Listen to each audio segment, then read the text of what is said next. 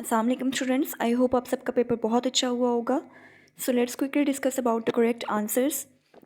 The first MCQ was which blood vessels around the alveoli.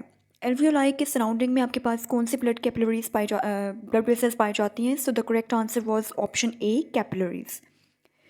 The second MCQ was the non surgical method of removal of kidney stones is. यानी कि हम लोग kidney stones को non surgical method के through surgery किए बगैर, incisions या cuts लगाए बगैर किस तरह से रिमूव कर सकते हैं. So the correct answer was option C, lithotripsy.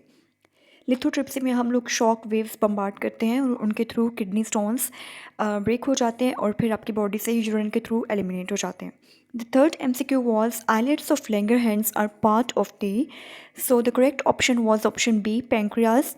आइलिड्स of Langerhans आपके कुछ पर्टिकुलर सेल्स हैं जिनमें अल्फ़ा, बीटा, डेल्टा सेल्स आ जाते हैं और ये पेंक्रियाज में पाए जाते हैं.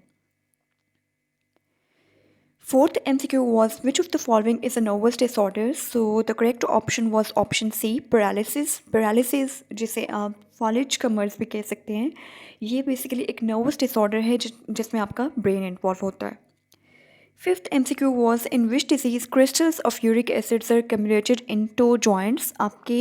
आपके जो टो हैं, अंगूठे हैं, उनके जॉइंट्स में किस बीमारी में यूरिक एसिड के क्रिस्टल्स डिपॉजिट होना स्टार्ट हो जाते हैं. So the correct answer was gout.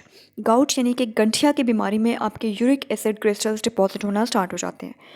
Sixth MCQ was female reproductive part of flower is called.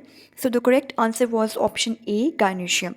Female reproductive part of flower को गाइनेशियम का नाम दिया जाता है and male reproductive part is known as androecium.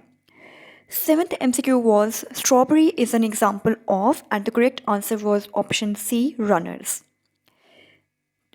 Eighth MCQ was two identical chromosomes of a pair are called and the correct option was option D, homologous chromosomes. Ninth MCQ was the first phase in which the nucleotide sequence is copied in the form of messenger RNA is and the correct answer was option C, transcription. Basically आपके central dogma के दो steps होते हैं, transcription and translation, जिसमें पहले step में DNA से messenger RNA बनता है जिसे ट्रांसक्रिप्शन का नाम दिया जाता है और मैसेंजर आरएनए से प्रोटीन्स का बनना ट्रांसलेशन कहलाता है. 10th MCQ was organisms which make their own food are called and the correct option was option B, autotrophs.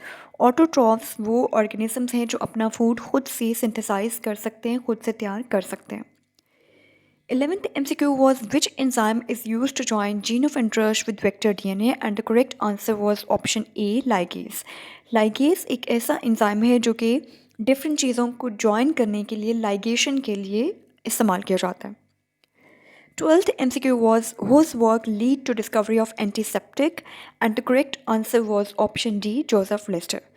So the paper was alhamdulillah very easy. I hope कि आप लोगों के बहुत अच्छे से मार्क्स आए होंगे. Thank you so much. अल्लाह हाफिज़.